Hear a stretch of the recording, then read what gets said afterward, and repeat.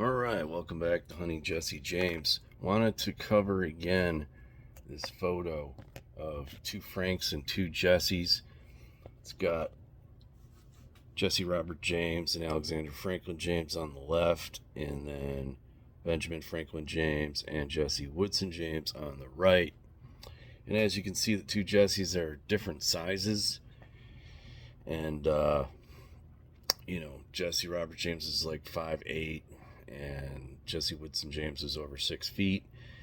And they were different ages. Jesse Woodson James was 44 in 1864 when he was inducted into the KGC, or promoted to the KGC colonel position by the upper echelon of the KGC. Basically, after General Stonewall was killed, the upper echelon of the KGC elevated Jesse to KGC colonel rank, where he ended up taking the Confederacy Spy Division underground, and that's where the Confederate underground literally came from. And so the fact that Jesse Robert James was 14 years old when the war began, and in 1864, he was basically he was 14 in 1861. So do the math, it's like 3 years. So he's like 17 in 64. So at no point was he the colonel of the KGC. He was a member of the KGC, but he was not the field commander for the KGC. And so the name Jesse Robert James, which is on the 1850 census in Clay County, that name never surfaced. And on the 1860 census, you can see that they changed the R to a W, but it actually looks more like an H. So we went back and looked at that, and that is documented, for all the naysayers about the Black Book being a bunch of, illegitimate stuff, BS. Well, it does say in that book that the guy from Clay County was Jesse Robert James, and that name just never surfaced. So how did they know that? And the book references that the KGC knew that Jesse Woodson James was either from Tennessee or Kentucky, and they knew that he had led raids behind enemy lines in 1861 in Tennessee and Kentucky and southern Illinois.